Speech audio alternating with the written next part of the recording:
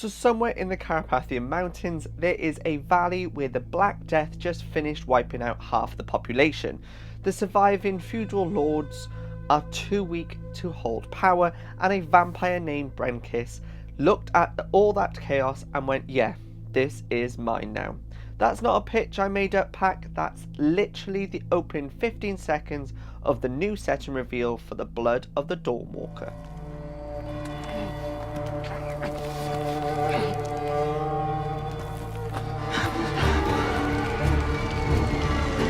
Must be here somewhere. This way!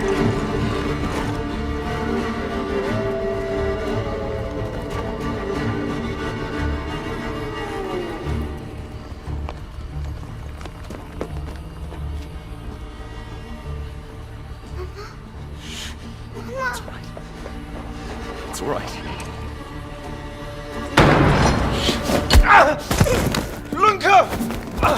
Less than 3 weeks out. We just got a full gameplay overview trailer breaking down the combat, the story, and the mechanics. That's honestly the whole reason I can't stop thinking about this game.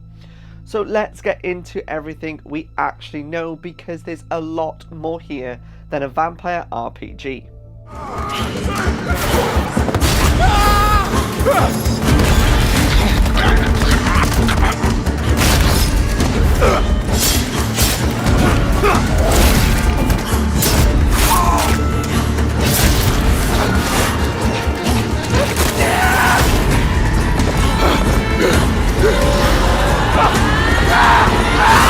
Okay, first the credentials, because this matters.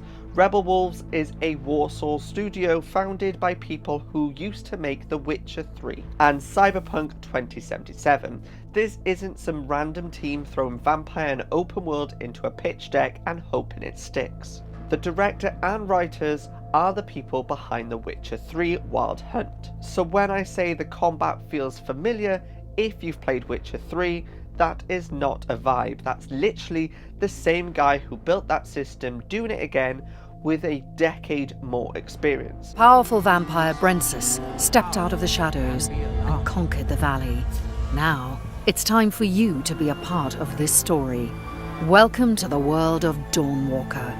It's running on Unreal Engine 5, and this is being pitched as the first chapter in a whole new dark fantasy RPG saga, not a one and done.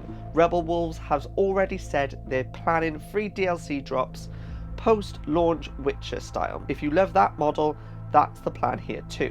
Brenkis is an oppressive ruler. He uses his own blood to heal the people of Vale Sangora, but in turn demands absolute obedience. Settings 14th century Europe, alternate history, region called Vale Sangora. The Black Death has torn through the population, the human feudal lords are on their knees, and the vampire faction called the Valkyries, led by a vampire lord named Brenkis, with 3 lieutenants named Ambrose, Bakir, and Xanthe, carve the valley into 3 rival vampire territories. You play Coen, young guy turned into something called a Dawnwalker, which basically means he's human by day and vampire by night. And here's the hook. Brenkis kidnaps Coen's family. That's your entire motivation. Every choice you make in this game is filtered through, I have people I need to get back before it's too late. And they mean before it's too late, literally. Which brings me to the mechanics I actually want to talk about. This is the part of the trailer that made me sit up. Coen has 30 days and 30 nights to save his family. That's it. That's the whole game structurally.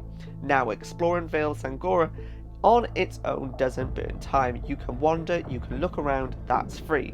But starting or advancing quests, that costs you days, which means every single story decision becomes a resource management decision. Do you chase the side quest that might get you better weapons, knowing it eats into the window you have to actually save your family? Rebel Wolves has been very direct about this. Every action has consequences, and that's not just a tagline, it's baked into the literal countdown clock.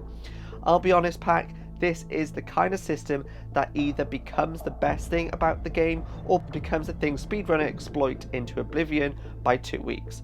We'll see which one it is, but as a concept, generally tense. It's less open world checklist and more you don't get to do everything, so choose.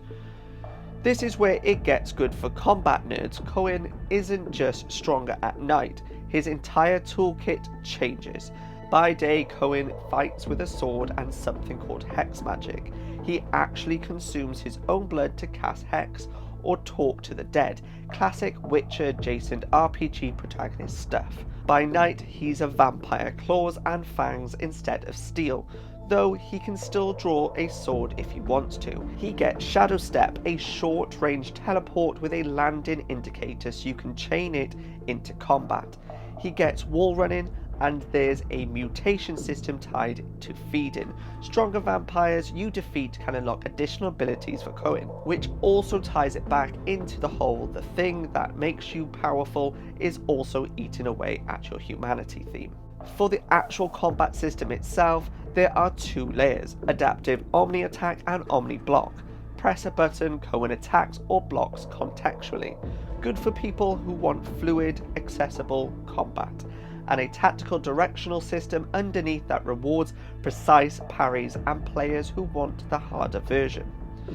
3 skill trees total, human abilities, vampire powers, and a shared upgrade tree. So however you want to build Coen, day focus, night focus, or balance, that's all apparently supported. Alright, logistics. September the 3rd, 2026, PC via Steam, PlayStation 5, Xbox Series X and S. Single player only, no multiplayer, no live service, no in-game store. You buy it once and that's it, which honestly, respect. And even if you're not able to save your family in time, the game will not be over. Coen's story will simply take a different turn. You have one clear goal, but there's no single linear way to complete it. Editions, and I'm giving the UK prices because that's where I'm from. Standard Edition is $59.99, Eclipse Edition is $69.99, adds the Digital World Compendium, digital soundtrack and a digital comic book. Collector's Edition $174.99, adds a steel bookcase, a physical world map and a 9-inch Coen figure. Pre-order any edition and you get the Sangorian Wayfarer armor set early. Apparently it's obtainable later in the game for free anyway, so that's purely a head start bonus, not exclusive content. Worth noting, the game reportedly went gold in mid-July, so a delay at this point looks unlikely, and it's already crossed 2 million wishlists on Steam alone, which for a new studio first release is not nothing. Gonna flag this clearly because I don't want to feed you uncertainty where there isn't any. No confirmed review embargo date yet. No exact regional unlock times aside a single PlayStation Store timestamp suggesting a midnight ET unlock in the US. We haven't seen how the mutation system scales into the late game, and we generally don't know yet whether that 30-day clock is forgiving enough for a first playthrough, or whether you're going to need a guide to not lock yourself out of content. That last one is a big question for me. I'll be doing a full breakdown once reviews copies are out, so if that's the kind of thing you care about, you know what to do. So that's everything confirmed on the Blood of the Dawnwalker headed into September the 3rd. A Witcher 3 pedigree studio, a day-night dual combat system that actually changes how you play instead of just reskinning stats, and a hard 30-day clock that's either going to be genius or going to break speedrunners' brains. The Blood of Dawnwalker is coming.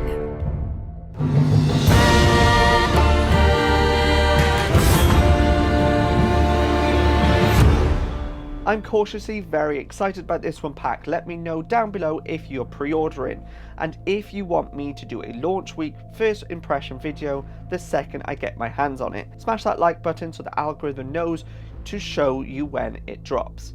See you in the Vale of Sangora.